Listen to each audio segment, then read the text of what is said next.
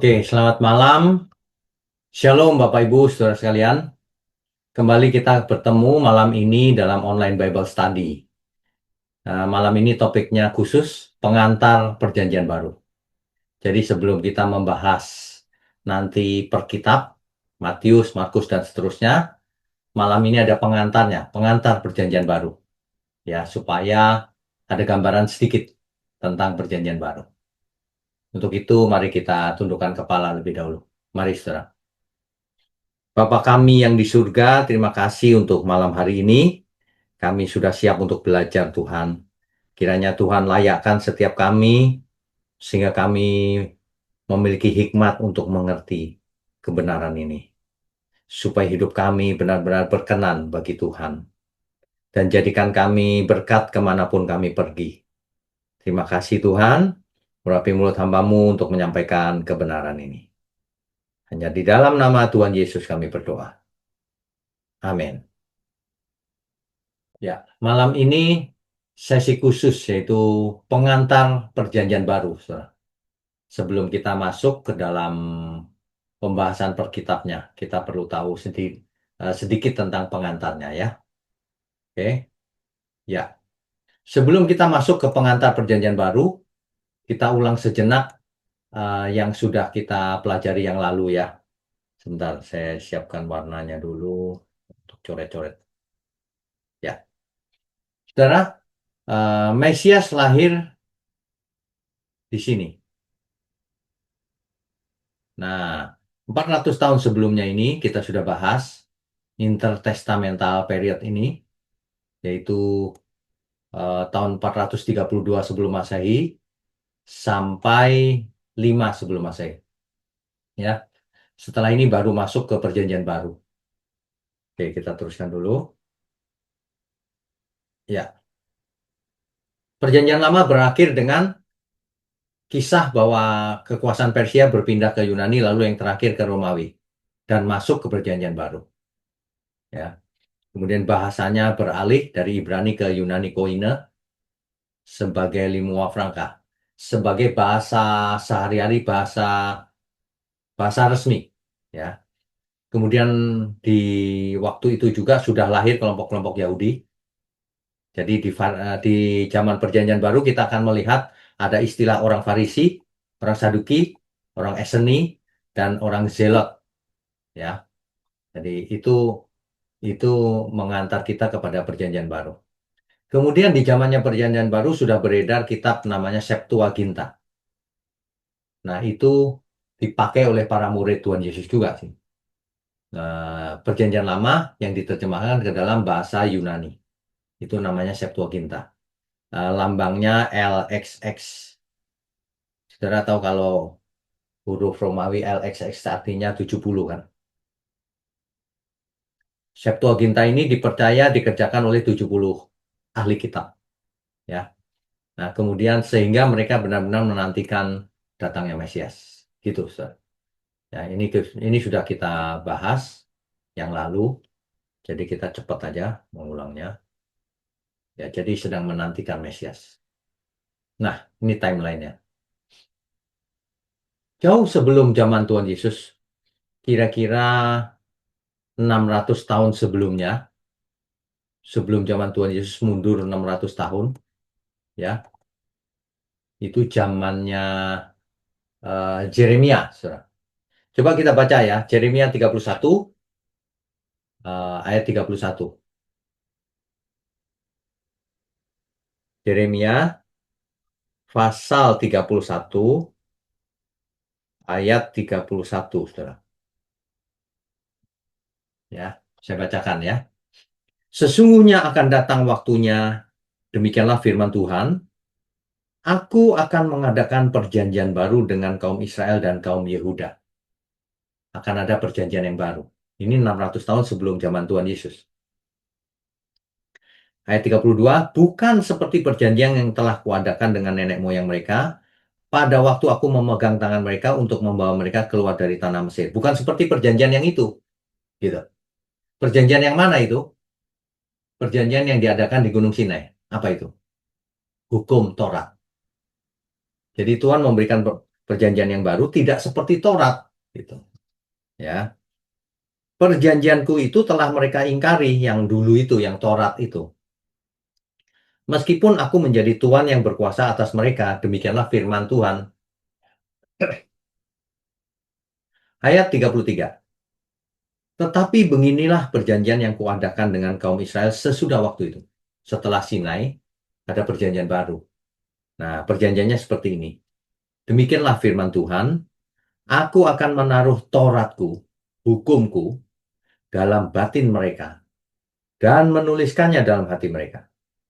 Maka aku akan menjadi Allah mereka, dan mereka akan menjadi umatku. Gitu, saudara. Jadi beda, kalau dulu Taurat ditulis di dua loh batu, ya. Sekarang Taurat ditulis di dua loh hati manusia, di batin manusia. Sehingga manusia mengerti pikiran perasaan Tuhan, bukan agamawi. Kalau Taurat kan ini boleh tidak, ini halal, haram, bukan begitu. Tapi masuk ke batin manusia hukum Tuhan, pikiran perasaan Tuhan. Manusia menjadi cerdas, bukan agamawi. Begitu maksudnya. Jadi ini yang dimaksud perjanjian baru yang akan datang. Yang ditunggu-tunggu. Ya, nah begitu. Oke, kita teruskan share dulu ya. Ya, nah ini. Nabi Yeremia bernubuat digenapi di zamannya Tuhan Yesus. Begitu ya. Oke, kita lanjutkan dulu. Ya, ini sudah kita baca tadi. Yeremia 31 ayat 31 sampai 33, perjanjian baru. Bukan seperti Taurat, ya. Tetapi aku akan menaruh Tauratku dalam batin mereka dan menuliskannya dalam hati mereka. Manusia dijadikan anak Allah yang cerdas, bukan yang mengikuti hukum yang tertulis. Oke, lanjutannya. Ya.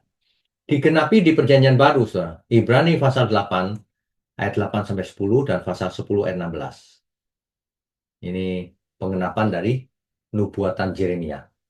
Ya. Ayat 8 contohnya. Sesungguhnya akan datang waktunya aku akan mengadakan perjanjian baru. Ini mengulang Yeremia pasal 31 tadi ini. Ya. Ini ayat 8, ayat 9 dan ayat 10. Gitu ya. Perhatikan nih ayat 10-nya. Terjemahnya agak beda. Aku akan menaruh hukumku, Tauratku tadi, dalam akal budi mereka dan menuliskannya dalam hati mereka. Jadi hukum Tuhan, cara berpikir dan berperasaannya Tuhan ditaruh di akal budi manusia dan di hatinya. Itu yang dimaksud anak Allah, bukan orang yang beragama saja. Ya, oke, lanjutannya. Ya. Pengenapan di perjanjian baru ada di Matius 26 ayat 28, Markus 14 ayat 24, antara lain. Ada banyak ayatnya yang mengenapi. Di ayat 28 ini, sebab inilah darahku, darah perjanjian, yang ditumpahkan bagi banyak orang untuk pengampunan dosa. Ini maksudnya. Perjanjian baru itu dimateraikan oleh darah Yesus. Ya. Ayat Markus 14 ayat 24, inilah darahku, darah perjanjian yang ditumpahkan bagi banyak orang. Jelas banget nih, saudara. Oke, lanjutannya. Ya. Jadi, akhirnya, Mesias yang dijanjikan kepada Abraham, Ishak, Yakub, kalau sebelumnya di kitab Kejadian, ya, itu ternyata terus silsilahnya, jalan terus, saudara. Sampai akhirnya melalui Daud, Salomo, Rehoboam, terus naik, terus, ya, akhirnya sampai ke Yusuf dan Maria. Barulah sang juru selamat lahir.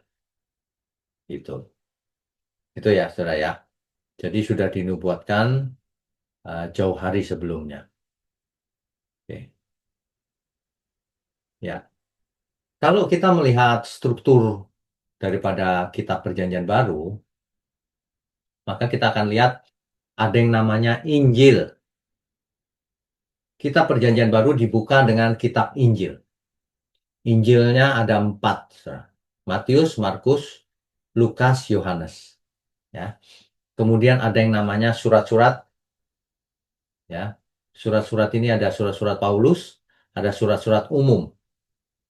Yang paling banyak menulis adalah Rasul Paulus nih, saudara. Perhatikan nih, kitabnya banyak sekali. Suratnya. Kalau yang umum ini kan cuma sedikit. Ya, surat-surat. Di samping itu ada yang sejarah. Yang genrenya sejarah.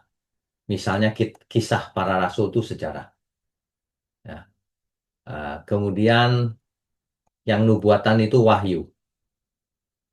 Jadi kitab Perjanjian Baru terdiri dari 27 kitab. Kalau kita hitung 27 ini, tuh. Ya. Dan terdiri dari Injil, surat-surat, kemudian sejarah dan nubuatan. Gitu ya. Oke, kita lanjutkan dulu. Ya. Ada 4 Injil, saudara. Matius, Markus, Lukas, Yohanes. Ya. Jadi kalau kita bicara Perjanjian Baru, itu adalah lanjutan daripada Perjanjian Lama. Perjanjian Lama tidak boleh dibatalkan, tetap ditulis, tidak boleh dibuang atau dihapus. Meskipun isinya sudah tidak berlaku. Misalnya, sunat, hukum sunat, persepuluhan, buah sulung, kan sudah tidak berlaku. Hari raya Yahudi, memangnya orang Kristen harus merayakan, kan tidak. Mereka itu merayakan hari raya itu dalam rangka mensyukuri sudah keluar dari Mesir. Kan tidak cocok untuk kita. Ya, ada banyak, semua hukum Taurat kan dibatalkan, saudara. Makanya Perjanjian Baru muncul gitu loh. Jadi sungguh aneh kalau orang masih membela hukum Taurat. Nggak bisa kok dibatalkan loh. Sudah dinubuatkan akan ada perjanjian yang baru. Tidak seperti perjanjian yang dulu yang di Sinai yang hukum Taurat itu. Gitu loh. Ya orang nggak belajar tapi ngotot itu wah repot memang. Ya. Perjanjian baru berisi kitab kehidupan dan ajaran Tuhan Yesus. Kan begitu ya. Nah, kenapa ada empat Injil? Kok nggak satu aja? Ya, karena penulisnya lain-lain. Kenapa ditulis lain-lain? Karena perspektif yang berbeda setiap nulisnya. Sama dengan kalau ada peristiwa apa, kan reporter banyak. Tapi menceritakan kejadian yang sama. Itu ya. Oke. Nah, jadi Injil itu apa sih artinya? Injil berasal dari kata Yunani euangelion. Euangelion. Kalau bahasa Latinnya evangelium. Makanya ada istilah evangel kan? Yang berarti kabar baik. Nah, kabar baik di sini diartikan adalah kabar baik di dalam Tuhan Yesus, Anak Allah. Fokus pada kelahiran, hidup, kematian, dan kebangkitan Tuhan Yesus. Itu kabar baik, saudara. Ya. Nah, jadi intinya Injil itu keselamatan. Keselamatan yang disediakan oleh Allah melalui anak tunggalnya, Yesus Kristus, agar manusia menjadi anak Allah. Yohanes 1 ayat 12. Yang menerimanya diberi hak untuk menjadi anak Allah. Gitu, saudara. Ya. Jadi semua ini tentang keselamatan umat manusia. Itu sebenarnya inti dari pesan Injil. Agar orang selamat. Injil itu kekuatan Allah yang menyelamatkan.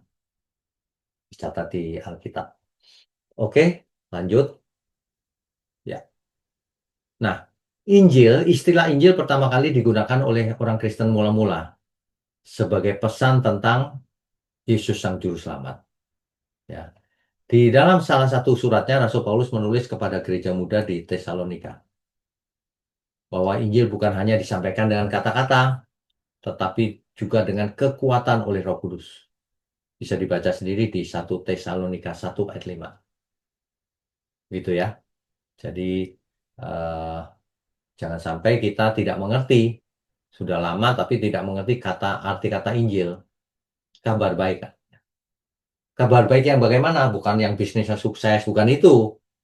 Kabar baik bahwa Sang Mesias sudah lahir ke bumi untuk keselamatan umat manusia. untuk penebusan dosa, ya, dan ia bangkit. Oke, kita lanjutkan. Ya, Bapak Ibu Saudara sekalian, ada istilah Injil sinoptik. Kalau orang yang kuliah teologi sudah mengerti, tapi kalau orang awam mungkin baru pertama kali dengar ya. Ada istilah Injil sinoptik. Yang termasuk Injil sinoptik adalah Matius, Markus, dan Lukas. Yohanes tidak. Apa maksudnya? Arti sinoptik itu maksudnya eh, arti literalnya adalah melihat bersama. Jadi Matius, Markus, dan Lukas itu isinya hampir hampir semuanya ada kemiripan.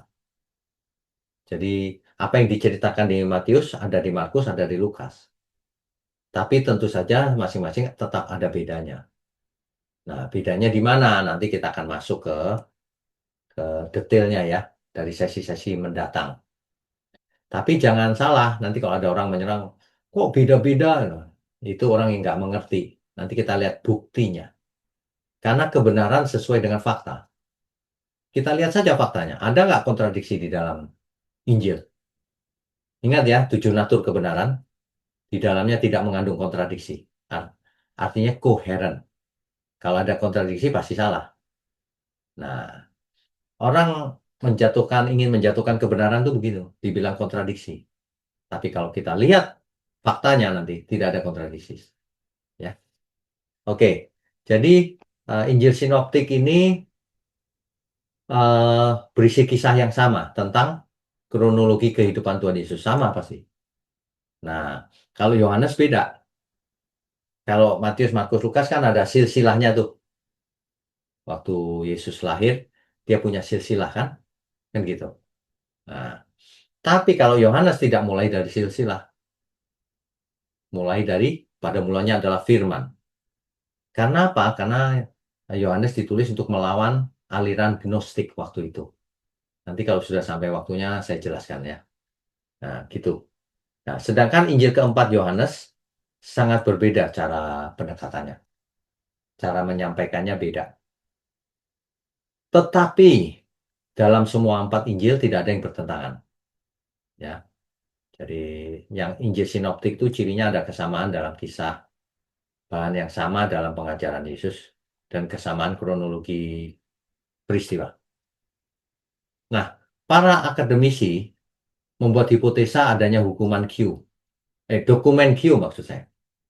Jadi ada dokumen imajiner Q yang dipakai oleh Matius, Markus, Lukas untuk menulis. Itu cuma hipotesa, belum tidak ditemukan sampai hari ini. Jadi cuma teori aja. Saudara asal tahu aja. Kenapa? Karena menurut para ahli kok ada beda dikit-dikit. Tapi kok banyak yang sama. Jangan-jangan nyontek dokumen asli yang namanya Q. Injil Q gitu. Nggak ada tapi sebenarnya. Itu cuma hipotesa. Ya. Oke, kita lanjutkan. Nah, pertanyaannya, mengapa sampai ada 4 Injil? Kok nggak satu saja? Ternyata 4 Injil ini ditulis untuk pendengar yang berbeda-beda. Ya, misalnya Matius. Matius menulis untuk siapa? Untuk orang Yahudi, bukan untuk orang non-Yahudi. Saudara. Itu sebabnya Matius menekankan Yesus sebagai Mesias orang Yahudi yang datang untuk menggenapi perjanjian lama. Makanya silsilahnya jelas, Matius 1 ayat 1. Jadi pembahasannya pembahasan kepada orang Yahudi. Saudara kalau masuk ke detail kalimat demi kalimatnya akan tahu itu gayanya orang Yahudi. Jadi eh, keselamatan untuk orang Yahudi. Nah, itu ditulis oleh eh, Matius, ya. Sedangkan Markus menekankan Yesus sebagai Mesias yang menderita, yang mati untuk menebus dosa manusia. Markus 10 ayat 45 itu, ya. Murid-murid Tuhan dipanggil untuk memikul salibnya masing-masing dan mengikut Yesus melalui penderitaan dan kemenangan. Markus 8 ayat 34. Kan beda ya pendekatannya, tapi isinya sama ceritanya. Tapi yang ditekankan beda. Nah, ini yang mesti kita mengerti. 7 natur kebenaran mesti didengar, saudara, supaya saudara kalau nanti saya pakai istilah 7 natur mengerti jadinya, ya. Nah, sedangkan Lukas Kalau tadi Matius untuk orang Yahudi, kalau Markus menekankan Mesias yang menderita, ya. Kalau Lukas menekankan bahwa Yesus adalah Mesias bagi seluruh dunia, bukan cuma Yahudi, gitu ya. Kontradiksi tidak, tidak kontradiksi. Yahudi termasuk. Gitu. Nah, yang melalui kematian dan kebangkitannya membawa keselamatan dan pendamaian untuk semua manusia. Semua loh, saudara, ya. Semua manusia. Mesias bagi seluruh dunia. Ditawarkan kepada semua manusia. Makanya teologi Calvin salah dalam hal ini. Menyalahi ayat ini. Dibilang semua manusia ini. Bukan cuma semua orang percaya. Semua manusia disediakan keselamatan. Artinya kalau mereka bertobat menjadi percaya, selamat. Tidak bertobat, ya nggak selamat. Nah, begitu ya, saudara. Jadi bukannya manusia sudah ditentukan jauh sebelum dunia ada, yang beberapa sebagian binasa, sebagian selamat, sudah ditakdirkan, sudah dipredestinasikan, salah besar itu, saudara. Ya, ayat-ayat Alkitab semua jelas kok, semua manusia. Nah, sedangkan Yohanes menyatakan bahwa Yesus adalah anak Allah yang ilahi, yang datang untuk menyatakan Bapanya dan memberikan hidup kekal. Nah, Yohanes ini cerita tentang praeksistensinya Tuhan Yesus juga, ya, bahwa ia turun dari surga, bahwa ia telah memiliki kemuliaan sebelum dunia ini ada. Nah, itu ditekankan oleh Yohanes. Yohanes menekankan bahwa Yesus itu prainkarnasinya sudah turun ke bumi, tampil sebagai Kristofani, praeksistensi ada di surga sebelumnya, tapi mengosongkan diri turun ke bumi. Itu cerita ada di Yohanes juga, ya. Yohanes ini penting, saudara. Pendekatannya beda dibandingkan dengan Injil Sinoptik. Ingat ya, kalau saya bicara Injil Sinoptik itu artinya Matius, Markus, dan Lukas. Maksudnya tiga Injil itu mirip-mirip isinya. Banyak kemiripan. Gitu. Ya. Tapi, di samping ada perbedaannya, tapi semua Injil itu ada kesamaannya. Apa itu? Semua Injil menyatakan bahwa Yesus adalah Mesias, anak Allah, yang memenuhi nubuatan perjanjian lama. Nggak ada yang enggak. Semua setuju hal itu. Nah, ini yang saya sebut bahwa kebenaran itu koheren dan utuh. Semua saling melengkapi, saling menjelaskan. Itu. Dan ia adalah juru selamat yang mati di kayu salib, menganugerahkan keselamatan dan kebangkitan bagi yang percaya kepadanya. Gitu ya. Jadi dengan adanya 4 Injil, pengertian kita maka semakin lengkap karena dipandang dari sudut yang berbeda-beda. Jadi semakin lengkap, semakin kaya akan makna. Makanya ada 4 Injil. Gitu ya. Oke, kita lanjutkan. Ya. Jadi yang pertama perspektif yang berbeda, ya kan? Pendengar yang berbeda. Ada orang Yahudi, ada orang non-Yahudi, kan gitu ya. Ada orang Kristen, uh, Yahudi dan non-Yahudi aja deh. Jadi yang mau diselamatkan itu seluruh dunia, asal orang bertobat. Ya, jadi saling melengkapi. Dan yang terakhir, 4 Injil yang memperkuat iman. Artinya apa? Kredibilitas daripada suatu informasi, makin banyak sumbernya, makin kredibel, makin bisa dipercaya. Makanya kalau kita perhatikan Alkitab kita ditulis lebih dari 40 penulis. Kredibel nggak? Sangat kredibel. Sangat handal, sangat bisa dipercaya. Dibanding yang nulis satu orang. Kalau yang nulis satu orang, saya ngaku-ngaku gimana? Saya menulis kitab suci loh, semalam saya didikte oleh Tuhan. Nah, bagaimana? Nah, Tuhan sengaja pakai 40 penulis lebih, supaya kredibel. Supaya manusia nggak bisa memfitnah bahwa itu karangan kolusi itu, gitu. Nggak bisa. Ditulisnya 1500 tahun. Jadi tidak mungkin kolusi.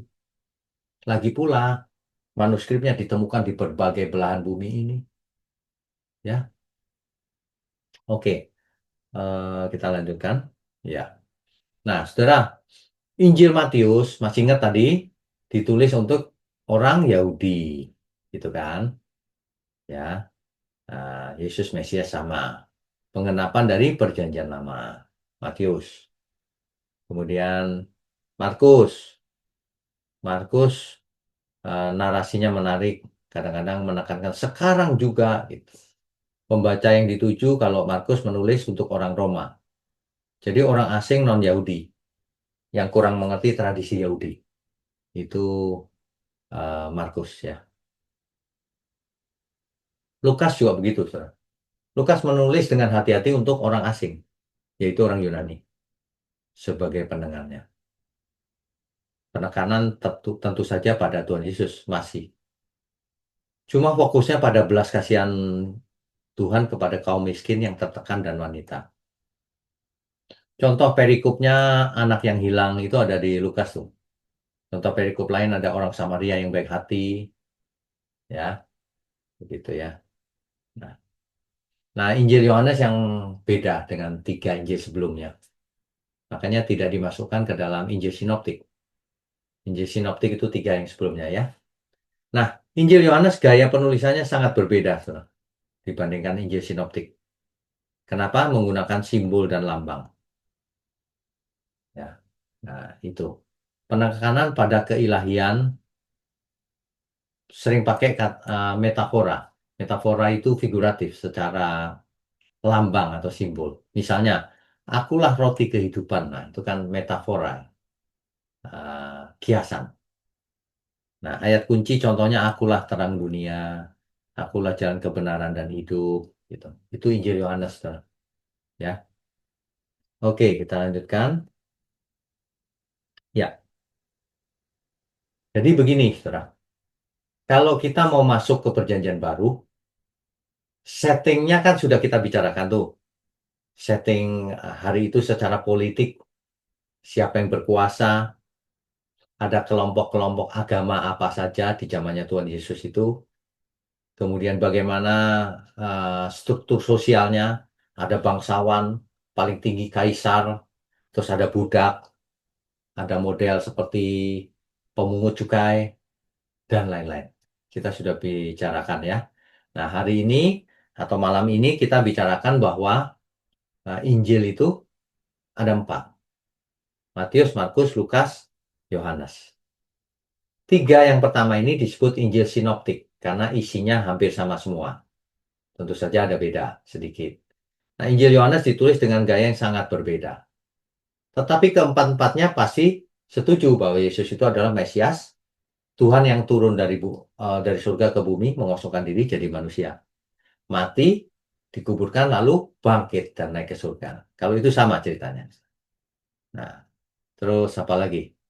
Jadi sebelum kita bahas per kitab, yaitu Matius, Markus, dan seterusnya, kita sudah ada gambaran. Oh, rupanya genrenya yang di Perjanjian Baru itu ada genrenya Injil, Gospel ya, Injil. Ada genre sejarah, misalnya Kisah Para Rasul. Ada genre nubuatan, yaitu Kitab Wahyu. Dan ada surat-surat yang ditulis oleh Rasul Paulus banyak sekali. Dan yang ditulis oleh bukan Rasul Paulus. Itu surat-surat umum. Ya. Nah, dengan demikian kita bisa memasuki perjanjian baru di Rabu depan. Ya, untuk itu Bapak Ibu yang mau bertanya boleh silakan angkat tangan. Kita lanjutkan dengan tanya jawab saja. Oke, yang pertama Pak Konstan Nana. Sebentar, saya buka dulu ya. Ya, silakan. Bisa unmute? Salam Pak Wigno. Shalom. Selamat malam Pak. Selamat malam. Saya mau tanya ke kan kisah para rasul kan ditulis sama sama Lukas. Ya, Wahyu ditulis sama Yohanes. ya. Kenapa tidak disebut Injil juga Pak Wigno? Oh, karena jenis atau genre cara penulisannya beda. Kalau kita Wahyu itu kan memang nubuatan isinya. Nah, sedangkan kisah para rasul memang sejarah, nggak disebut Injil, ya. Tornesia berarti putus dong itunya belakangnya itu kayak si Robert dulu. Begitu ya, Pak. Jadi eh, memang bentuknya sejarah. Ya Pak. Terus eh, kenapa cuma cuma empat empat saja yang dikatakan Injil Pak Yogyo?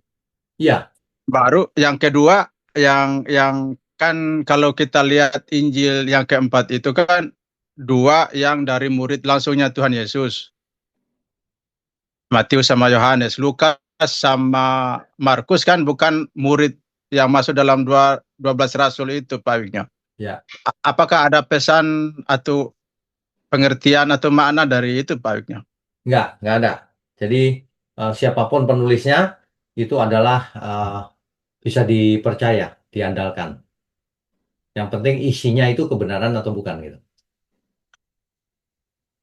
Karena pernah saya mendengar, saya lupa sudah lama sekali bahwa kenapa dikatakan cuma empat, dua dari lingkungan murid yang menerima langsung, yang melihat langsung, dua dari luar. Itu supaya karena dua-dua itu merupakan dua alat bukti yang tidak bisa digugat begitu kebenaran dari hidupnya Tuhan Yesus, Pak. Hidupnya. Boleh saja, karena ada hukum saksi minimal dua kan. Iya betul. Boleh aja, itu kan tafsir. Tafsir nggak salah, boleh-boleh saja seperti itu. Nanti kalau Ya, nanya kenapa nggak tiga, kenapa nggak 10, biar lebih kuat lagi ya. Nggak ada ya jawaban. itu karena ya itu salah satu apa argumen supaya Ya, karena dua saksi sudah cukup begitu, dua dari dalam, dua dari luar, jadi tidak ada yang bisa gugat ya, baik dari dalam dari luar begitu Pak. ya, boleh, boleh. Ah, ya. Baik, terima kasih Pak Wigno, Tuhan Oke, berkati. memberkati. Eh, Pak Epenius, bisa nggak? Ya, eh, Shalom, selamat Shalom, malam, Pak Dosen. malam. Saya saya yaitu Markus ini kitab pertama, tapi kenapa Matius yang duluan itu? Kenapa apa? Matius, Markus sebenarnya Markus yang duluan, tapi Matius kitab yang pertama itu kenapa? Oh, oke. Ya, Markus yang duluan itu kan pendapat para teolog zaman sekarang. Ketika Alkitab ini disusun, dikanonkan, mereka mungkin belum berpikiran seperti itu. Apa benar Markus yang lebih duluan? Nah, itu kan menurut analisa zaman sekarang. Tapi zaman itu jangan-jangan ya Pak. belum, gitu. Belum belum Makasih Pak. sepakat seperti itu, gitu. Makanya. Tapi itu nggak penting sih urutannya. Matius mana duluan ya? Ketika kanon itu terjadi ya kita pakai saja. Mau di urutannya dirubah juga nggak masalah kok sebenarnya. Siap, Pak Dosen. Ya. Sama seperti perjanjian lama. Urutan kanonnya Yahudi kan beda dengan urutan yang kita punya. Gitu. Nggak apa-apa sih. Itu saja, Pak Evenius. Ya, itu saya yang lain nanti. Oke, Tuhan berkati. Kasih. Ah, berikutnya Pak Payaman ya.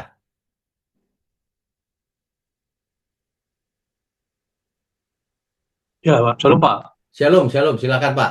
Shalom. Ya, silakan. Makasih, Pak. Jadi, sudah kita pelajari pada umumnya PL, nubuatan, PP, penggenapan. Ya, Nah, kemudian kita bandingkan PL dengan PB. Kalau kita bandingkan PB pada kedatangan Tuhan Yesus nanti, bisakah kita katakan bahwa PB itu juga menjadi nubuatan, penggenapan kedatangan Yesus kedua kali, atau hanya mungkin beberapa kita, atau misalnya hanya bahwa bisa kita kategorikan nubuatan dan penggenapan nanti ada Tuhan Yesus bagaimana? oke. Bisa saja Pak. Sebab pesan yang ditulis di Perjanjian Baru memang ada nubuatan. Yaitu kedatangannya yang kedua kali itu kan nubuatan berarti. Belum terjadi sekarang. Ya, Pak. Jadi bisa khususnya kitab Wahyu. Kitab Wahyu isinya banyak nubuatan. Gitu. Nah, tapi di dalam kitab Iya. Matius, di Injil sendiri Jadi dalamnya artinya ada nubuatannya kita juga, Pak. Gitu ya. oh, Oke, begitu? jadi artinya dalam ini bagaimana kita cara menang gitu Pak ya? Ya, ya, ya betul. Ya, Ya, Pak. oke. Makasih Pak. Terima kasih. Berikutnya Ibu Ivon, silakan. Pak. itu kembali kalau Yesus mati untuk semua orang tuh Pak. Ya. Ada ayat yang saya dengar itu, saya dulu pernah baca juga, tapi saya lupa Pak. Yang kamu dipilih sejak dari kandungan itu Pak. Terus kedua, saya dengar juga kalau tidak disentuh oleh Roh Kudus, makanya tidak bisa bertobat. Jadi kalau saya diajarkan itu kan harus berdoa untuk supaya Roh Kudus melembutkan hati orang untuk menerima Tuhan Yesus sebagai juru selamat. Bagaimana, Pak? Itu salah, Bu. Artinya orang yang tidak bertobat berarti nggak disentuh Roh Kudus gitu. Salah itu. Iya, saya juga pikir salah, tapi bagaimana ya, Pak? Itu. Nah, kalau soal bagaimananya pakai Alkitab saja. Yang tadi itu teori itu dapat dari mana ayatnya? Tunjukin saya. Nggak ada itu. Kamu dipilih sejak dalam kandungan. Dipilih jadi apa? Bukan dipilih selamat loh. Dipilih akan jadi nabi. Nah, kalau jadi nabi memangnya pasti selamat. Nah, kalau dia memberontak gimana? Sama seperti Tuhan Yesus memilih Yudas. Ternyata memberontak ya. Bukan gini, Tuhan Yesus sudah tahu nih memberontak Yudas nih, biar aku naik ke salib, aku clear dia. Enggak gitu. Kalau itu mas sandiwara. Di Alkitab nggak ada seperti itu. Di Alkitab Jadi kalau kita mendoakan orang bagaimana, Pak? Kenapa? Kalau kita mendoakan orang untuk bertobat bagaimana, Pak? Nah, kalau kita mendoakan orang untuk bertobat ya, kita minta Tuhan, tolong dia supaya dia bisa bertobat. Nah, tolong itu bukan gini, lalu Tuhan ngerubah cara pikirnya diam-diam gitu, ting, berubah. Enggak begitu. Tuhan bisa beri peristiwa, bisa tegur lewat apa, tapi ujungnya tetap manusianya mau bertobat nggak? Kalau nggak mau bertobat enggak? Iya, nggak bisa dipaksa. Iya, karena banyak teman-teman berdiskusi itu, Pak. Jadi Nggak kalau perlu, kita mengabarkan Injil, terus orangnya ini sudah dikabari berkali-kali, tapi enggak, karena banyak pertanyaan, banyak ini, banyak itu. Oh ya, memang karena belum disentuh Roh Kudus. Salah itu salah. Ya. Kalau belum disentuh Roh Kudus, yang salah Roh Kudusnya dong berarti kejam. Lah iya. Nah, salah itu, Bu. Kenapa orang nggak mau bertobat? Dia mengeraskan hatinya. Jangan melempar kesalahan ke pihak, apalagi ke pihak Tuhan. Yang salah manusianya nggak mau bertobat. Bayangkan kalau ada orang gini, seorang suami ya, nyeleweng terus. Terus istrinya gini, "Pah, kamu nyeleweng terus kenapa sih? Aku belum disentuh Roh Kudus." Enak aja lu ngomong, gampar aja mulutnya orang kayak gitu. Ngerti nggak maksud saya? Ngerti. Ya kan? Ngerti, Pak. Orang kamu yang salah kok lempar ke Roh Kudus.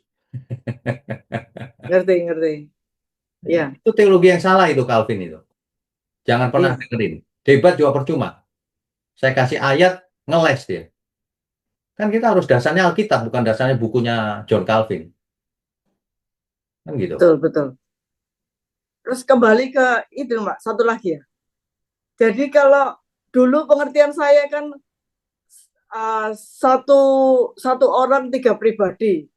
Ini sekarang kan sudah terbuka bahwa Allah Bapa itu sendiri, Tuhan Yesus sendiri, ya, Pak.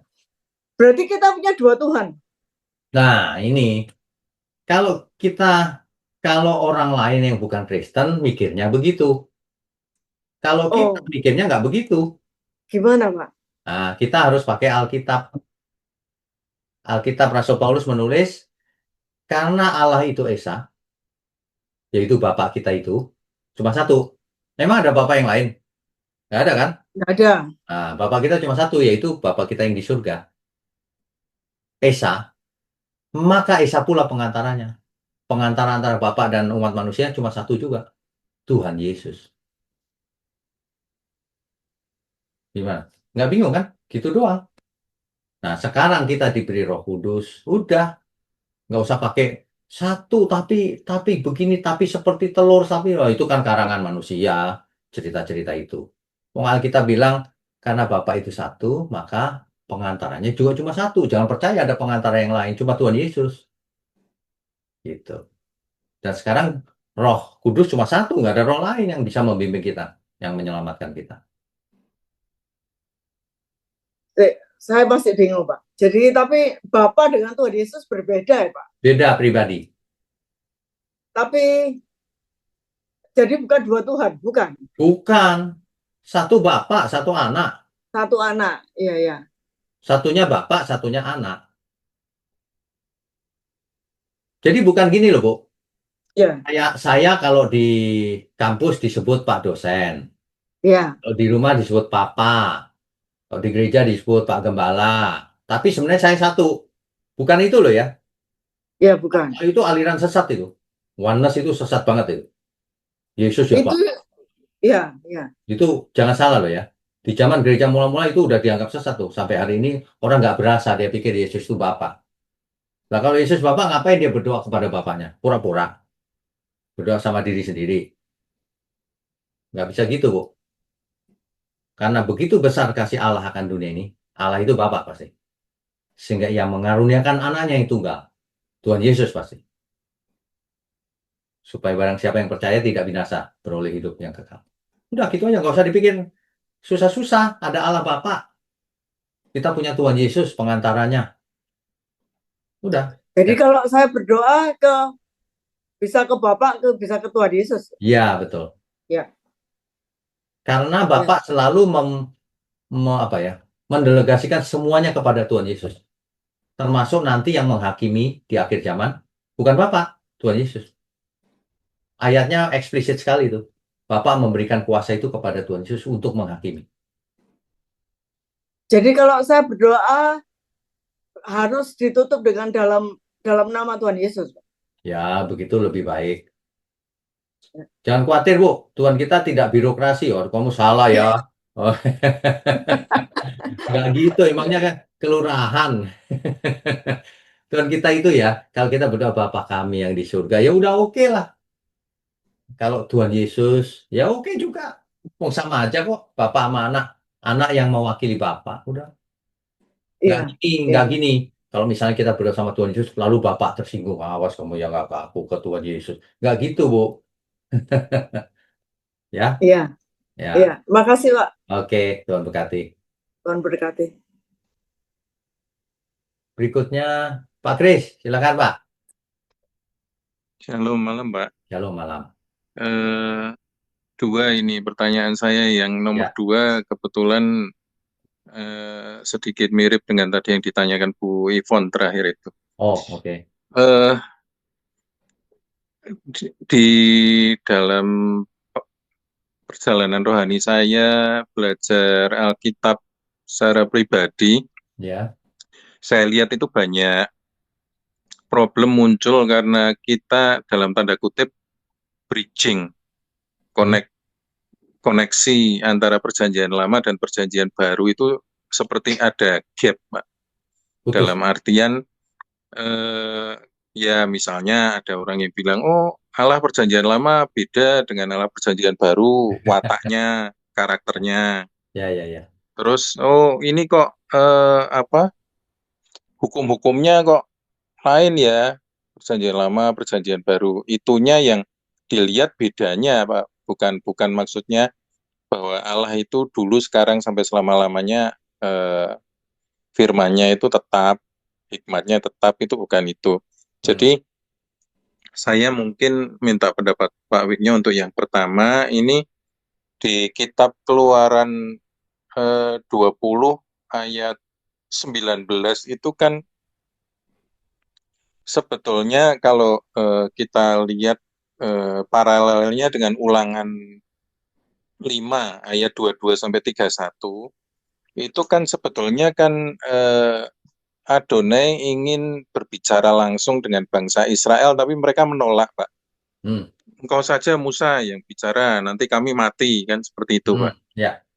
Padahal intinya akhirnya yang kita alami di Pentakosta, perjanjian baru, kan sebetulnya kan kembali kepada itu, Pak. Ya. Jadi ini tadi yang maksud saya ada gap untuk bridging, untuk interkonektivitasnya perjanjian lama dengan perjanjian baru, seolah-olah kayak kok beda paradigma ya, padahal sebetulnya yang dulu saya malah cerita Alkitab ini setebal itu kan gara-gara manusia itu bikin jalannya sendiri, akhirnya muter maksud Allah untuk keselamatan itu ya sebetulnya itu gitu Pak. Cuma kan kita yang bikin panjang itu sebetulnya Ya. Nah, makanya lika-likunya. bridgingnya itu sebenarnya Tuhan Yesus. Betul, betul Pak. Itu Saya satu-satunya. setuju. Jadi Iya, berubahnya itu karena Tuhan Yesus gitu. Dengan iya, kematian Tuhan Yesus, Taurat dibatalkan, jadi berubah. iya. Sebetulnya kalau dilihat apa time timetable-nya, timeline-nya, maaf. Hmm. Kalau waktu kejadian bangsa Israel menolak untuk bicara langsung, ini kan sebetulnya momentumnya saat 10 perintah Allah itu dikeluarkan, terus mereka menolak, akhirnya keluar hukum Taurat itu, toh Pak. Ya, mereka menolak itu karena takut, Pak. Takut mati. Iya, Kenapa? iya. Karena mereka melanggar itu semua yang di Iya, yang jadi hukum itu. sebetulnya kalau waktu itu mereka tidak menolak, terus mau mendengar Allah secara langsung, tidak akan sampai ke tahap pengasuhan tanda kutip dengan hukum Taurat kan sebetulnya kan di situ Pak. Kalau saya mohon dikoreksi kalau untuk itu Pak. Eh, Kalau menurut saya hukum Taurat tetap turun, Pak. Karena memang rencananya pakai hukum Taurat sementara. Memang Iya, itu. iya. Jadi Jadi, eh, itu yang pertama yang saya tanya karena oke. menurut saya sebetulnya kan dari dulu sebetulnya Allah itu ingin Bapak kita ingin langsung bersekutu dengan kita, cuma manusianya yang menolak Ya, kan itu. hari ini Roh Kudus itu, Pak. Ya, terus yang Yang yang kedua, kedua eh, yang berkaitan dengan tadi yang ditanyakan Bu Ivon itu, Tuhan Yesus di Yohanes pernah bilang, inilah keselamatan itu bahwa mereka mengenal Engkau, Bapa. Ada tuh Pak ayatnya itu saya ada. belum sempat carinya. Ya, terus, Nah, jadi sebetulnya intinya makna salah satu esensi dari keselamatan itu bahwa kita mengenal Bapa kita. Sebetulnya kan itu, Pak. ya, Padahal tadi kan sempat ada pertanyaan, terus kita kalau berdoa kepada siapa kan? ya, Eh, itu. Nah, kalau saya ini Mas bukan bukan kesimpulan tentatif atau secara akademis bukan, Pak. Cuma yang tetap sampai sekarang saya berjuang itu saya kalau berdoa saya tidak mau ambigu Pak tujuannya jadi alamatnya tidak jelas gitu loh Pak. hmm, Pak Wiknya paham maksud saya Pak. ya, Jadi kalau berbicara mengenai tujuan hidup, misi hidup saya, tugas-tugas saya, terus mohon ampun, permohonan-permohonan segala macam, saya fokus kepada berdoa kepada Bapa karena doa Bapa kami kan jika engkau ingin berdoa berdoalah demikian Bapa ya, kami yang di surga dan seterusnya. ya, Jadi sama seperti kalau saya lihat penjelasan-penjelasan Paulus itu kan eh, Allah Bapa kita dan perantara kita atau anaknya Tuhan ya, Yesus ya, nah terus kalau saya eh, apa perlu pimpinan maksudnya koreksi kok saya kedagingan seperti ini dalam artian saya eh, mohon ampun terus eh, apa minta di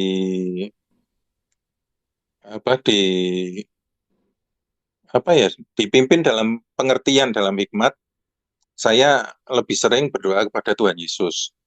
Tetapi kalau dalam hal maksudnya saya minta diajar terus seolah-olah kayak saya kok enggak bisa ya kenapa gitu saya lebih kepada Roh Kudus saya seperti itu. Jadi sebetulnya tadi yang disampaikan Pak Wiknya itu sangat betul menurut saya enggak bisa satu pribadi tapi apa tiga tiga seolah-olah seperti tiga alias itu enggak bisa cuma yang tadi saya sampaikan itu bukan bukan tentatif bukan akademis tapi kita enggak bisa kalau berdoa itu terus jadi kayak asal tembak dalam tanda kutip. Maaf kalau saya salah pakai kalimat itu, Pak. Pak Wiknya paham maksud saya, Pak. Ya, ya, ya. Jadi tergantung kita ini kan kalau bercakap-cakap sebetulnya kalau pengalaman saya selama ini kayak misalnya Pak Wiknyo merasa dijamah kasih apa-apa kan tetap kita ini kalau saat-saat pribadi yang sensitif seperti itu kita betul-betul merasakan pribadi Bapak yang bekerja mungkin memang Roh Allah sendiri, Roh Kudus waktu menjamah kita. Tapi kan semua itu membawa kita ke dalam pengenalan yang makin dalam lagi kepada Adonai, kepada Allah Bapa gitu loh Pak. Jadi Ya. kalau menurut Pak Wiknya gimana? Kalau saya bilang maksudnya yang kita perlu hati-hati adalah jangan sampai kita ambigu alamat atau ditujukannya doa kita itu, Pak. Saya Ya. bukan maksudnya menyamakan kita ini seperti orang yang pemuja nama Allah yang nama Allah yang khusus apa-apa itu bukan itu, Pak. Tapi kalau kita berdoa kita karena kan ada Bapak itu mencari penyembah dalam roh dan kebenaran, Pak. Betul. Kalau meleset saya khawatirnya doa kita sia-sia. Selama ini pengalaman saya yang paling berat, ini saya bicara yang masih saya perjuangkan sampai hari ini, yaitu supaya waktu saya berdoa itu bukan asal memukul di udara, Paulus bilang, tapi jangan sampai ambigu itu loh Pak, maksud Ya, saya itu. ya, Menurut ya, Pak Wiknya gimana Pak? ya. Tujuannya jelas gitu. Nah, Iya, makanya itu kalau Pak. yang tertulis, kan Tuhan Yesus mengajar kalau berdoa hendaklah demikian. Alamatnya adalah Bapa kami yang di surga, kan gitu. Betul, betul. Tetapi di ayat yang lain Tuhan Yesus juga bicara begini, mintalah dalam namaku, mintalah kepadaku, maka Bapakku yang di surga akan memberikannya. Nah, kan gitu. Betul, Dalam betul. banyak hal selalu seperti ambigu ini antara Bapa dan Tuhan Yesus nih. Kenapa? Rupanya Tuhan Yesus ini memang istimewa. Segala sesuatu diberikan kepada Tuhan Yesus. Nanti yang datang Betul, lagi Tuhan Yesus, yang menghakimi Tuhan Yesus. Jadi kita nanti betul. berinteraksi di surga juga dengan Tuhan Yesus secara Iya, langsungnya. Nah, iya, asal jangan yang lain. Satu-satunya sampai ke Bapa melalui Tuhan Yesus. Nah, udah. Itu aja. Kalau kita diajar berdoa langsung kepada Bapa, ya boleh-boleh aja. Tapi jangan lupakan Tuhan Yesus. Sebab ada orang yang mau menyingkirkan Tuhan Yesus, mau ke Bapa terus. Nah, itu salah juga itu. Gitu. iya. Ya, Kalau saya nangkepnya Tuhan Yesus ngajar kita tetap kita harus kesadaran kita murni pada monoteisme itu saya setuju. Tapi eh, apa dalam artian perantaranya juga tunggal seperti yang tadi Pak ya, Wigno sampaikan itu. ya. Jadi eh, tapi tetap jangan sampai kita terus mikir seolah-olah ya salah satulah yang kita sebut di antara Oh, tidak doa boleh. kita secara random lah. Itu yang menurut saya ambigu kalau Ya, seperti itu. kalau itu nggak boleh, Pak. Salah satu itu nggak boleh.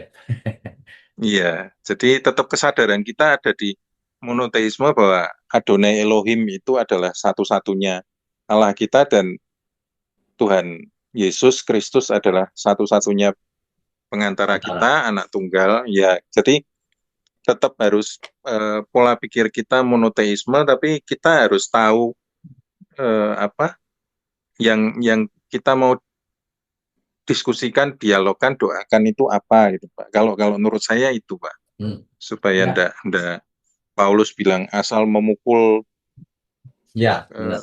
itu, Pak, menurut Oke. saya. Ya, Iya, terima kasih masukannya. terima kasih Pak, Tuhan berkati. Mantap ini.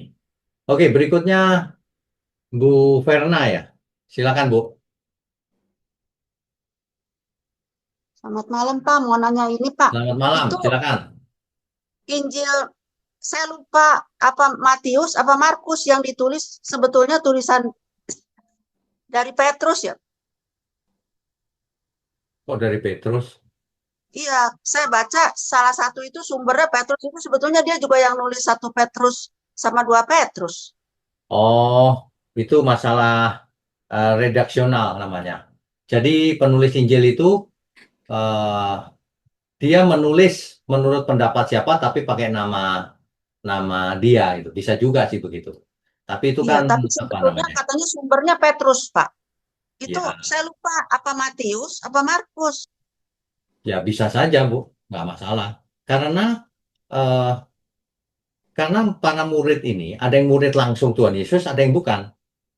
Yang bukan langsung ini dia merupakan apa istilahnya itu ya? Yang ikut, misalnya ikut Petrus kemana-mana gitu. Nah itu yang nulis, bisa juga. Ya, Nanti yang ketika mana tuh kita Pak? masuk ke kitab per kitab kita akan bahas itu. Nanti waktu masuk per kitab. Ya, Oh, nanti kan iya detail saya dari tahunya kitab. kalau nggak Matius, Markus gitu. Saya lupa. Ya, ya nanti Bu Ya, ini belum masuk. Ini kan baru pengantar. oke oke, makasih Pak. Oke, Tuhan berkati. Berikutnya Pak Budi, silakan Pak. Selamat malam Pak Beknyo, Selamat terima malam. kasih. Ya. Saya baru pertama kali ikut Oh, Pak Budi di kota mana? Surabaya. Surabaya ya. Oke, silakan. Baik, eh, saya mau tanya ini Pak, dari silsilah, Ya, yang tadi sudah ditampilkan, dari silsilah Tuhan Yesus itu, kalau saya melihat dari pada waktu zamannya Musa, ya, bangsa Israel kan terjadi di Mesir sekian ratus tahun, ya. Nah, Pak. orang yang terbaik pada waktu itu kan Musa dan dipilih oleh Allah untuk membebaskan bangsa Israel. Ya, Dan Musa sendiri kan bangsa Israel. ya. Mengapa Musa itu kok tidak masuk di dalam silsilahnya Tuhan Yesus? Oke. Karena kan ada kekosongan antara eh, dari bangsa Israel yang menjadi budak sampai dia masuk ke Kanaan ini kan tidak ada keturunan yang istilahnya yang bagus ya. Hanya Musa saja. Tapi kenapa Musa kok tidak masuk di silsilah itu ya? Oke, baik. Eh, itu Sih, sudah kita Pak. bahas di sesi-sesi yang lalu, Pak, bahwa Musa jangankan masuk silsilah, Musa tidak diperkenankan masuk tanah Kanaan. Kenapa? Karena Musa melanggar perintah Tuhan. Yang soal batu itu loh, bangsa Israel Oh, haus mau minum. Nah, Musa diperintahkan mengangkat tongkatnya, tapi dia pukulkan karena saking keselnya kan. Dia tidak menghormati kekudusan Tuhan. Makanya jangankan silsilah, masuk ke Kanaan aja nggak boleh Musa. Jadi dia mati di Gunung Tabor itu. Gitu. pada waktu itu tokohnya yang setelah Musa kan Yosua, Pak. Ya, Tapi Yosua juga tidak masuk di ya. dalam Karena sudah silsilah. dinubuatkan lewat Yehuda pasti. Oh, Gitu. Nah, yang ironi itu gini Pak. Mesias lahir dari suku Yehuda kan. ya. Ternyata yang mengkhianati namanya Yehuda juga. Yudas Oh, itu kan Yehuda, sama. oh, Yudas itu nama Yunani, Yehuda itu nama Ibrani. oh, Gitu. iya, iya, Ya, iya. Memang saya melihat silsilahnya itu juga unik ya. Biasanya silsilah itu kan silsilah raja ya, atau silsilah para nabi. ya, Tapi perjalanan silsilah sampai ke Tuhan Yesus ini kayaknya di berbagai golongan ya, Pak ya. ya. Mampir ke perempuan Moab, ke Iya, Rahab, yang jadi campur-campur, Pak. iya. Menurut saya ya, menurut saya Tuhan sengaja loh, Pak, supaya bangsa Israel itu tidak terlalu sombong gitu. Jadi udah campuran juga sebenarnya. Dan Tuhan memperhatikan bangsa-bangsa lain juga. Pesannya itu sebenarnya. Oke, oke. Baik, Ya. Mm-mm. baik. Terima kasih, Pak. Oke, Tuhan Mengerti. berkati. Nah, jadi kita sekarang juga tidak boleh seperti itu, sombong melihat orang lain, merendahkan, oh nggak boleh. Tuhan aja bergaul dengan pemungut cukai yang dibenci banyak orang. Nanti ketika kita masuk ke perkitabnya itu banyak sekali itu hikmat yang kita akan dapat. Oke, berikutnya Pak Mulyono, silakan Pak. Malam Pak Widyo. Pak, ini ada dua. Halo, Ya, halo. Suaranya kok pelan ya Pak? halo, ya. Ya, ya, Pak, ini ada dua pertanyaan, Pak. Pertanyaan pertama mengenai kanonisasi itu, Pak. Kalau di Perjanjian Lama kan ada yang Yahudi, yang Ibrani atau Yunani gitu, Pak. Kalau di Perjanjian Baru ada nggak, Pak? ada dong. Kanonisasinya satu atau ada dua juga? di Perjanjian Baru? Sebenarnya soal kanonisasi ini ada ceritanya tersendiri, Pak. Jadi eh, tidak langsung seperti sekarang ini jadinya. Ada yang menolak kitab Yakobus, ada yang ini, ada yang itu gitu. Akhirnya yang matang yang ini, gitu. Ada prosesnya, ada Ada proses. beberapa juga ya kanonisasinya, tapi yang diakui yang ini gitu ya Pak ya? Ya, menurut kita kanon Yunani ini namanya. Tapi menurut Katolik kan beda lagi. Ya, ya, ya. Itunya beda, apanya namanya kan? Sidang apa? Kok jadi lupa.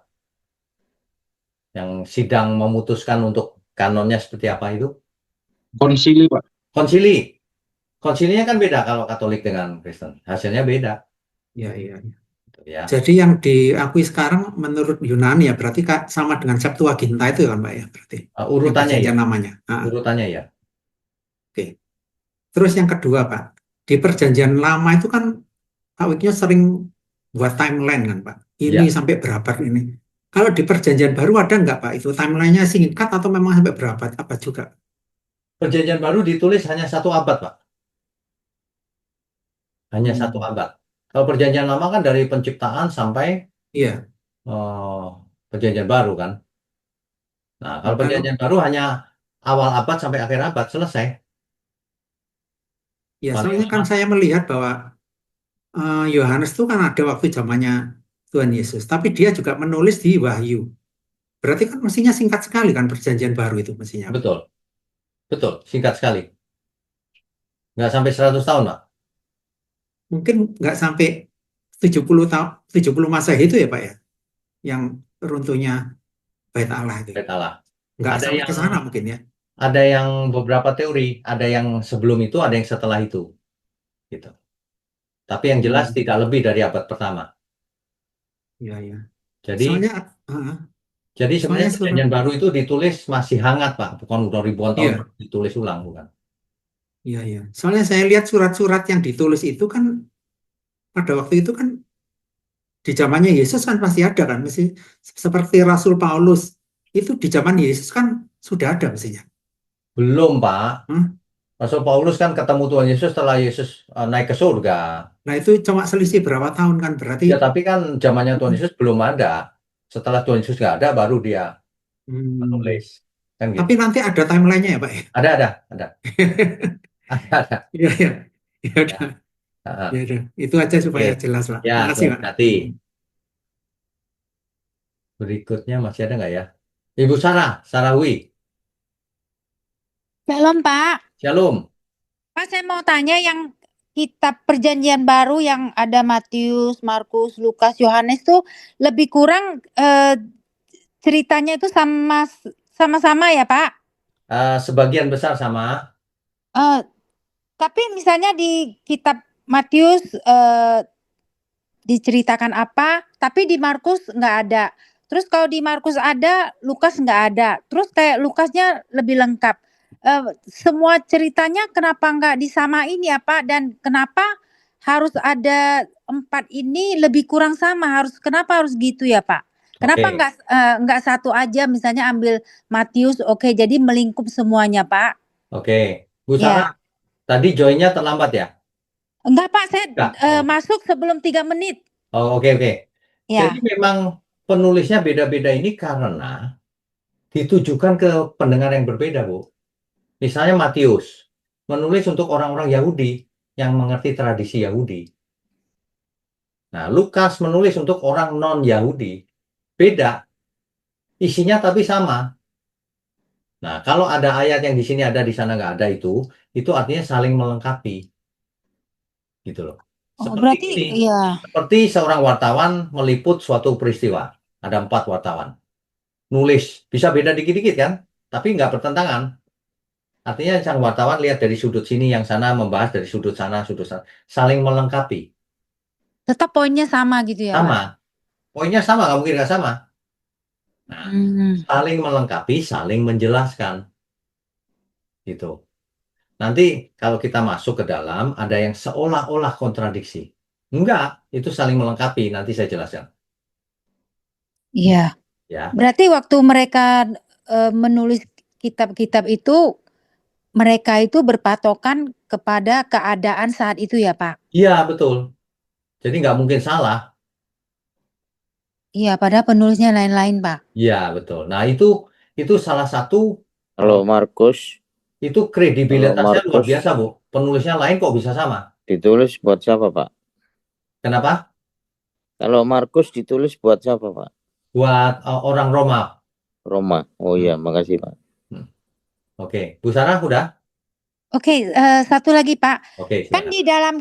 di dalam kitab Wahyu itu dikatakan untuk kita semua bahwa kita tidak boleh menambahkan atau mengurangi firman Tuhan kan ya Pak? Betul. Ah, dan itu orang Katolik mereka saya lihat kitab mereka itu lain sama kitab kita. Kenapa mereka nggak takut ya Pak? Karena itu di kitab Wahyu itu betul-betul ancaman loh Pak buat kita. Begini, Bu. Itu Hmm. konsilinya beda. Timnya beda konsilinya. Nah, mereka memasukkan kitab-kitab yang kita tolak. Beda pendapat. Nah, ya nanti kita ketemu Tuhan aja. Ya, kan hakimnya bukan kita, gitu. Ya kan? Iya Pak. Ya. Oke, gitu Oke, aja Pak. Terima itu aja. kasih ya Pak. Ya, Oke, terima kasih baik. Pak. Tuhan memberkati. Tuhan berkati. Hmm. Pak Giustiawan, terakhir sepertinya. Oh, masih ada Bu Meme. Pak Giustiawan dulu, silakan. Selamat malam Bang Inyo. Selamat malam. Mau bertanya ya Pak, Ya, keselamatan kita itu dilindungi sama Roh Kudus nggak, Pak? ya pertanyaannya. Ya, sebab keselamatan ya, kita kan mengerjakan keselamatan itu dengan takut dan gentar ya. Ya, Apakah keselamatan itu saya kerjakan sendiri atau gimana dapat oke, pertolongan mengerti. dari Roh Pertanyaannya Kudus? mengerti. Jadi begini, manusia hidup ini punya kesadaran. Kita bisa pilih mau bertobat atau tidak. Kan kita yang milih, bukan Tuhan yang menentukan. Nah, itu sebabnya kita dimintai pertanggunggan jawab. Jadi kalau ada orang nggak mau bertobat, salah dianya, bukan salah Tuhan. Jangan dilempar ke Tuhan salahnya. Salah dianya kenapa nggak mau bertobat. Nah, jadi Roh Kudus tidak akan memimpin orang yang menolak. Kalau orang mau dipimpin, ya dipimpin. Kalau nggak mau, ya ditolak sama Roh Kudus. Gitu, Pak. Sebab gini ya Pak ya, awalnya kita bertobat itu juga Pak ya, dapat pertolongan dari Roh Kudus ya Pak. Ya. Nah setelah kita memiliki keselamatan itu, apakah keselamatan itu murni saya kerjakan sendiri atau gimana? Loh, ya nggak Atau mungkin Roh Kudus dikerjakan sendiri dong, hanya Pak. melihat saja gitu, Roh Kudus. Tidak mungkin dikerjakan sendiri. Alkitab aja, dasarnya harus Alkitab. Roh Kudus memimpin kita kepada seluruh kebenaran. Roh kebenaran itu akan bersaksi tentang Sang Mesias. Kan gitu. Jadi kita ini seperti apa ya? Kita ini memberi diri untuk dipimpin. Diajari apa? Kulakukan Tuhan. Disuruh apa? Kulakukan. Nah, begitu loh. Bukan Roh Kudus nggak ikutan, kita sendiri berusaha, ya salah itu. Atau kita diem aja Roh Kudus yang menggerakkan tangan kita, itu salah juga itu. Kita hidup kok. Gitu. Jelas nggak ya, Pak? Ya maksud saya ini kalau kita sudah mendapatkan keselamatan itu, kita murni kerjakan keselamatan itu dengan takut dan gentar menurut kehendak sendiri gitu, dikerjakannya gitu. Tapi Dengan pertolongan Roh Kudus juga. Tapi di belakang kita itu ada Roh Kudus kah yang menolong gitu? Ada dong. Kan Alkitab berkata begitu, Roh Kudus yang memimpin kita. Tapi kita nggak bakalan dipimpin kalau kita tidak mau dipimpin. Ya, berarti ada ya Pak ya? Ada.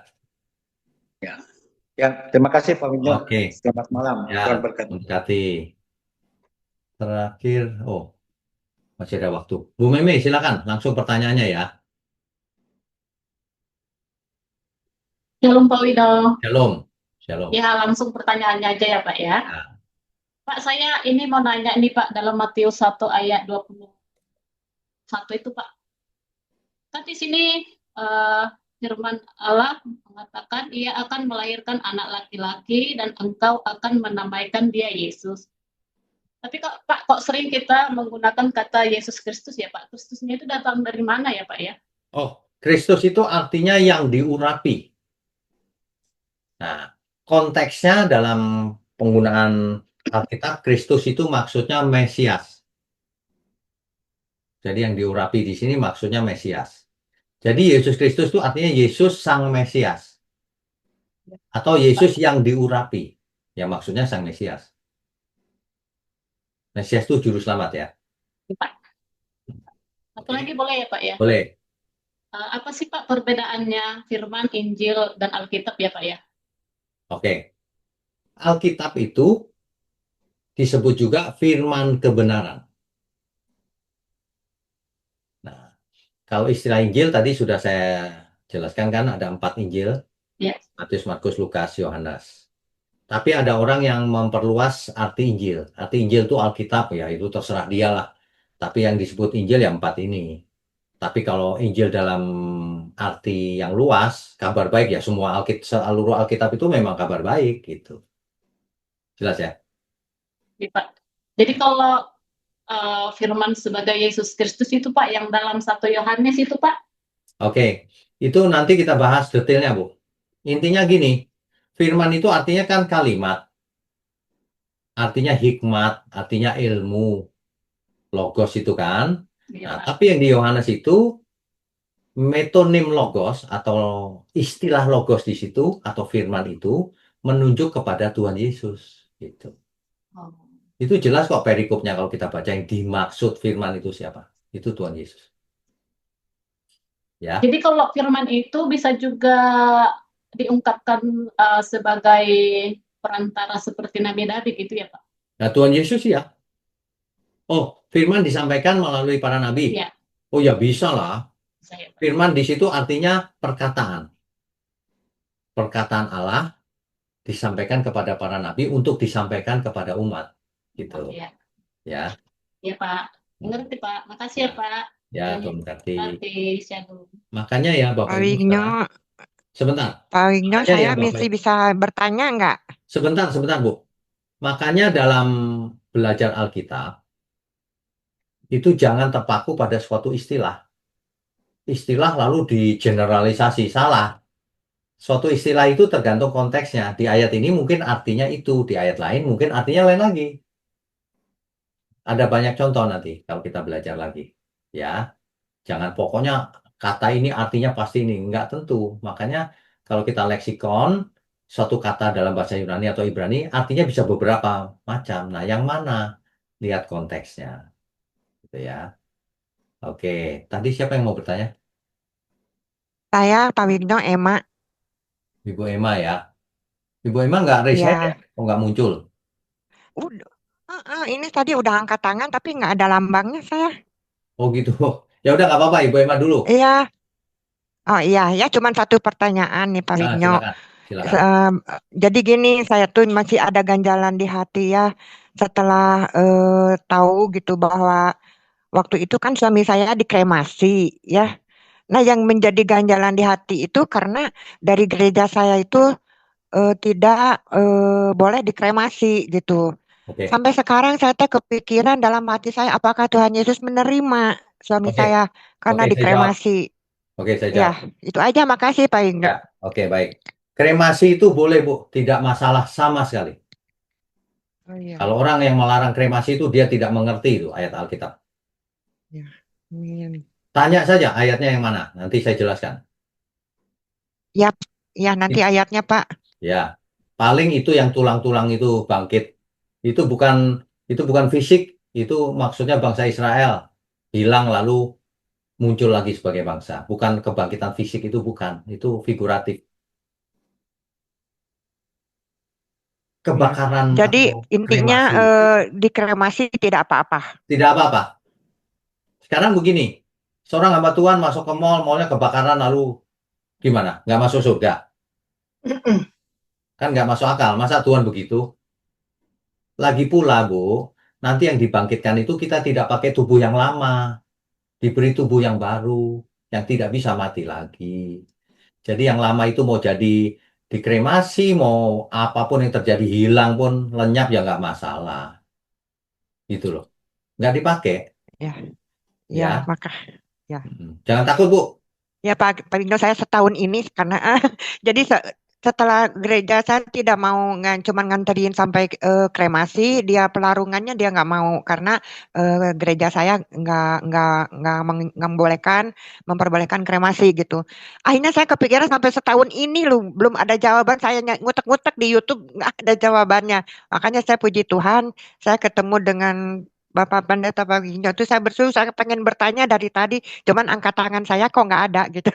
Makasih banget, Ya. terima Jangan kasih. takut, tubuh kita ini ya, tubuh kita ini kalau mati kan dikubur. Dikubur kan habis dagingnya, tinggal tulangnya. Emang tulangnya ada lagi. Lama-lama tulang juga habis. Apalagi kalau dijadikan mall, di bulldozer, hancur, nggak karuan. Nggak bisa. Ya, makasih Pak Wigno. Ya. Jadi saya plong nih malam Ya. ini. Setahun saya kepikiran terus suami Aduh. saya gitu.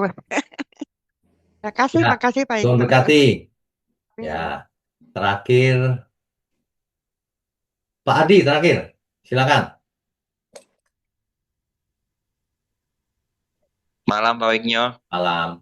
Ya, saya mau sedikit bertanya tentang larangan makan darah ya.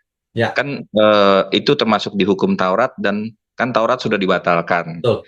Nah, tapi di Kisah Para Rasul itu ada sidang di Yerusalem ya. Kan ada Paulus dan Barnabas ya. Itu dibahas tentang itu, Pak. Ya. Tentang sunat juga tentang makan darah. Katanya seharusnya dihindari.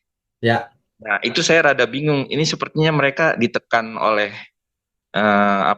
yang datang itu ke Yudea ya. Ya. Ada beberapa orang itu menekan mereka apa gimana ya. Jadi apakah sudah dibatalkan? Apakah gimana? Apakah boleh? Karena kita pernah makan gitu Pak. Kan kalau kecil dikasih makan sama orang tua kayak makan bakso ada marus atau apa, makan nasi campur banyak Pak ya kan. Nah, gimana Pak jawabannya Pak? Oke, baik. Oke, begini. Yang lalu jangan dipermasalahkan. Apapun dosa kita di masa lalu, kalau kita minta ampun, diputihkan Tuhan. Oke, clear itu ya. Ya. Yang kedua, hukum Taurat sudah dibatalkan. Kalau Alkitab berkata dibatalkan, jangan dirubah-rubah. Batal. Ya. Tidak ada lagi halal haram. Jelas ya? Ya. Tetapi ini umat perjanjian baru harus cerdas. Ya. Bukan ayatiah. Bukan soal halal haram. Makanya Rasul Paulus menulis, memang tidak ada yang haram. Semuanya halal bagimu. Ya kan? Iya. Tapi itu koma loh ayatnya itu. Masih ada terusannya. Tapi tidak semuanya membangun. Tidak semuanya berguna. Kalau itu darah dimakan ternyata bikin penyakit, kira-kira dosa nggak? Kalau bikin penyakit ya dosa kali apa ya. Di situ. Tapi kalau keadaan perang gitu Pak, kan orang kelaparan. Ya nggak apa-apa. Makanan. Nggak apa-apa. Nggak apa-apa juga. Nggak apa-apa. Memang makanan bisa membuat kita dosa? Nggak ada. Kayaknya ada yang di luar hukum Taurat itu Allah yang bicara, katanya dalam darah itu ada nyawanya Pak, katanya gitu. Betul, di Alkitab, di Perjanjian Lama, di dalam darah itu ada nyawanya. Artinya apa? Artinya kita tidak boleh menumpahkan darah hari itu. Oh, membunuh maksudnya gitu Pak? Ya, jangan membunuh, itu ada nyawanya tuh, gitu loh. Oh. Kita harus mengerti konteksnya. Jadi kita boleh makan dede, Pak. Boleh, tetapi ada tetapinya. Kalau nggak berguna buat kesehatan. Nah, kalau kita tahu itu kotor, tidak sehat, terus kita makan, itu namanya bunuh diri ya. Itu gimana tuh, dosa nggak ya? Dosanya bukan karena makanannya halal, karena kedagingan kita nggak bener dong. Udah tahu itu nggak bagus kok dimakan, gitu. Iya. Jadi intinya boleh makan ya Pak ya? Boleh. Kalau itu tidak menyebabkan penyakit atau ya. Tapi darah itu nggak sehat loh Pak. Ya itu kan dulu kan katanya kan karena itu untuk persembahan kan sembeli. Nggak ada hubungan sama itu. Nggak ada hubungan sama itu. Darah itu tidak sehat. Oh darah nggak sehat. Iya. Kenapa lemak dan darah nggak boleh dimakan? Itu Pak. Kenapa lemak dan darah nggak boleh dimakan? Kenapa lemak itu harum bagi Tuhan? Emang Tuhan doyan lemak apa? Itu kan bahasanya Tuhan supaya kita nggak makan. Itu untuk Tuhan tuh supaya kita nggak makan. Kenapa kita nggak makan? Itu kotor bagimu, bukan dosa loh. Coba dicek, Iya, iya. itu kotor bagimu, najis itu kotor, jangan dimakan, kotor. Nah, kalau Yang darah juga bilangnya kotor gitu ya Pak ya? kotor sama, semua yang haram itu artinya kotor. Iya, iya, iya. Nah, hari ini nggak ada Iya. haram. Orang dalam keadaan terpaksa makan ya nggak dosa. Tapi kalau udah tahu itu ada pilihan lain kok makannya itu sih. Iya, iya. Nggak usah ngomong itulah. Ngomong yang Iya. lain. Rokok dosa nggak? Ngerokok yang merusak badan sendiri ya berarti Nah, iya. membunuh diri Pak, dosa. Nah, sekarang makan lemak dosa nggak? Ya sedikit enggak kali Pak. Iya. Oke deh. Ya kalau sudah enak lupa, Pak. Kalau sedikit enggak, oke deh, saya setuju. Tapi kalau banyak, saking enaknya. Gitu ya. Ya. Sebab Tuhan lihat hati kita kok, bukan soal Iya. halal haram. Oh, iya. Ya. Iya, iya. Oke, mantap. Terima kasih Pak Wisnu. Pas jamnya. Udah 8:30. Oke, Bapak Ibu, Saudara, kita tundukkan kepala yuk. Mari kita berdoa. Bapa kami yang di surga, kami sungguh mengucap syukur di malam hari ini kami sudah selesaikan pengantar perjanjian baru. Biarlah di Rabu depan kami boleh memasuki studi Perkitab Tuhan. Terima kasih untuk gereja GMM. Terima kasih untuk kesempatan kami belajar semua. Terima kasih juga untuk tangan-tangan yang mendukung pekerjaanmu Tuhan. Tuhan berkati. Biarlah semua kami sudah menerima berkat yang dari Tuhan. Terima kasih, hanya di dalam nama Tuhan Yesus kami berdoa dan mengucap syukur. Amin. Terima kasih Bapak. Oke.